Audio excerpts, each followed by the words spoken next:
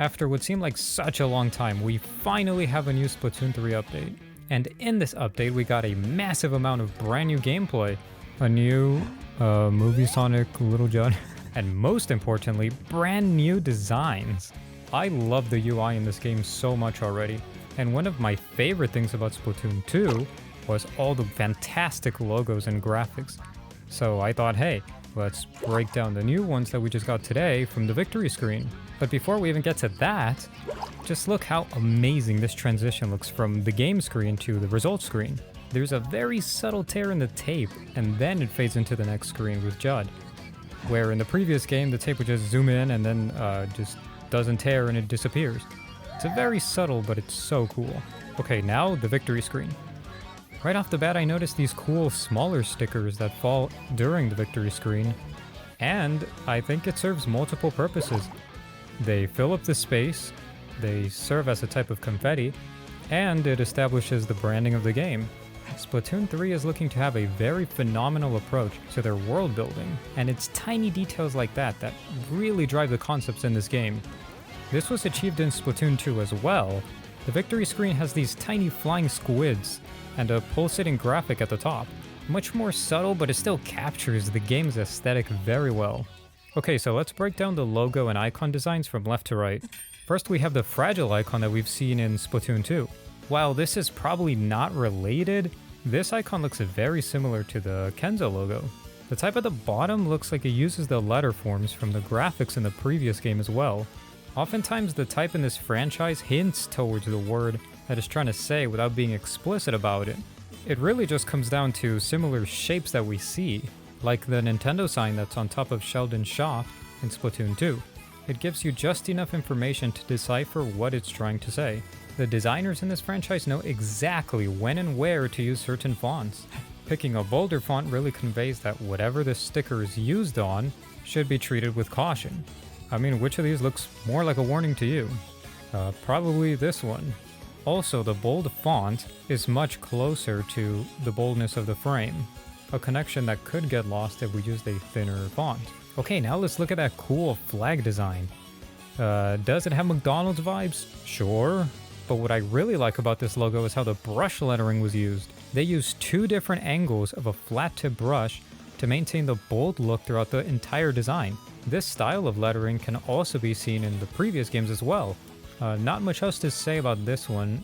Unfortunately, the cool octopus character at the top is really hard to see, and there's only a few frames where the darker graphic isn't blocking it, and even then, the victory is white, and so is the character, so it's really hard to see the silhouette.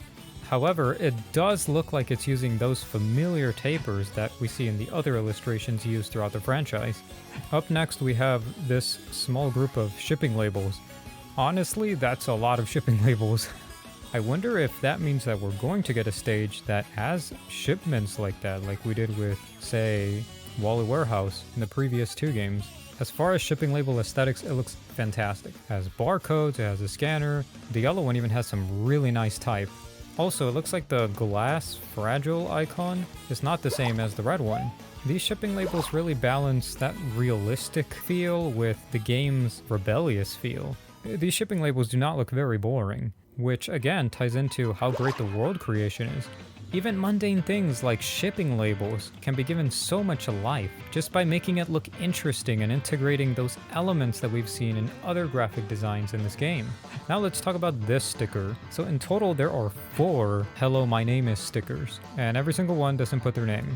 I think this sticker in particular is very witty because it's saying hello my name is, and it has squids. Now that 8-bit look looks very similar to the ones that we see in Anchovy games from Splatoon 2, which is supposed to be a game design studio, so it makes sense that that 8-bit aesthetic exists in this universe.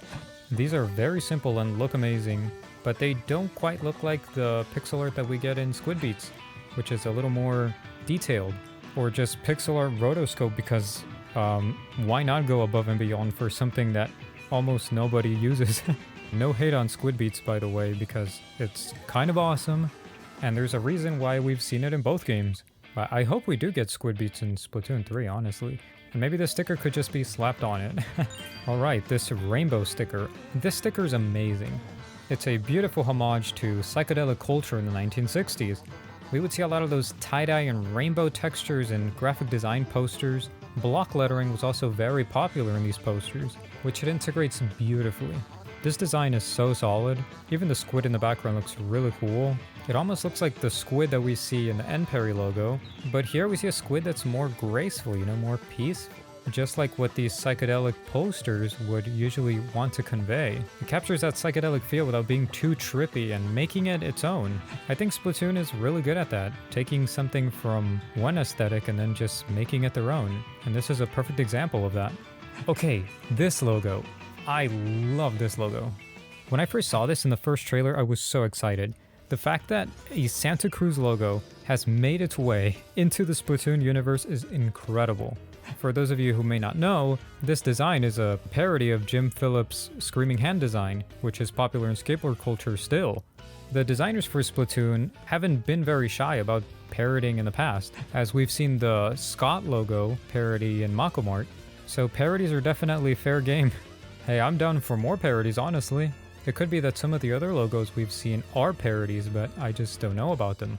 But honestly, so cool that they integrated the Screaming Hand. It's so perfect. And if you look closely, this is the only logo without clean tapers, and it has a very messy outline. I believe this was done on purpose. Maybe the person that designed this logo wanted to take a more traditional approach, that's why it looks so rough. And if that is the case, I think they just did a great job. This logo looks like it was done by hand just like the original was. Skateboard culture seems to have a very strong influence in this game. The way everything just looks, how stickers are pasted everywhere, even the victory screen, it could very well just be all of the stickers that are put on the back of a skateboard. It's so raw, it's so cool. Even the way the Inklings and Octolings dress and act, it really embodies that culture. And to see that the logo is now in the stage and is now a huge part of this game because it's always going to show up in the victory screen, I really think this was a great decision. And up next, we have another Hello, My Name Is sticker. I'm just gonna start calling them Hello stickers because I'm not gonna say hello, oh, whatever. But you know what I mean. So there's not much to say about this one, but I do find it interesting that they're taking a very experimental approach to calligraphy. The lettering here really reminds me of Neil Schumilman's calligraffiti. If you don't know who he is, he's someone who's known for combining calligraphy and graffiti. And this looks like something that's just right up his alley. I really do wonder how the design team for these games find the inspiration in the first place. But I think it would be really cool if it was actually on their radar. But yeah, not much to say about this one. I do really like the cool drop shadow. It makes it look extra graphic-y and not like somebody wrote it, but it could have, it could have been written twice. And, it probably was. I'm not sure. Okay, this thing back here is technically not a design, but, I'm not really sure why that's there. It's a very modern designed torn paper, but it looks like an important document. And it looks like they're using the regular Splatoon type. Kind of interesting that it's part of the collage. Up next, we have this circle logo with the skull on it. It looks like something that could be on a shirt, even in the game, which I think would be pretty cool. By the way, if we get headgear like the helmet with these stickers on it, that would be so cool. So this sticker uses two fonts, one very slender and one very thick. And it looks like the type in the middle uses the same colors if it's using the same letter forms, which I think is interesting. Because if this does turn out to be a brand or something that we consistently see, then maybe we'll see more of these gradient colors. I'm really excited to see what they do with this one. Also, it's worth noting that the skull has the same gradient as the S. It could be the S for skull, it could just be that it's the first letter of the company name or the brand name. The bottom kind of looks like it says urban, but I don't know, it's kind of a stretch. Okay, another hello sticker. Like I said, they're everywhere, and apparently they're everywhere here as well. This one's pretty simple, it's a cool abstract letter form, and coincidentally is the same exact color palette as the first hello sticker we saw. It's very nice lettering, I love the colors, I think it looks great, but this is not the last we will see of the hello stickers. There's one more. Okay, second to last, we have this very modern and very bold logo. It's another abstract letter form, it seems, that also serves as a logo. The shine at the top of the logo leads me to believe that maybe this logo was inspired by bubble graffiti. Something else I find very interesting about this sticker is that it has a copyright or trademark on the bottom right, so this very well could be a brand like Firefin. I'm honestly really interested to see if we get to see this logo again. It's the only one that has a restriction or trademark. And the final sticker is also the final "Hello, my name is" sticker. This one stands out because it's an illustration. It looks like an illustration instead of lettering, whereas the other ones, they had a form of lettering or even an abstract letter form. It could even be a signature, like, you know, Miyamoto's signature that famously has those, the Mario face. It could even be illustrative type, which I think would be really cool.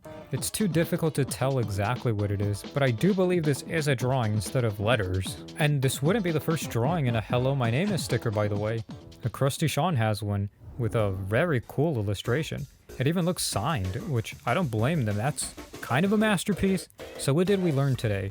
That we should start a trend to start drawing things on "Hello, my name is" stickers. Okay, well, that's all of them. I do love that they kept the old font for everything else, because honestly, it's just too iconic to change. This victory screen perfectly illustrates the multiple aesthetic choices that this franchise utilizes to create its very own unique cocktail of visuals. This is honestly what makes this franchise stand out to me. The graphical range that somehow works together under the umbrella of Splatoon. Splatoon 2 brought so much visual eye candy to the table that I've never seen before. And on September 9th, we get to experience that again.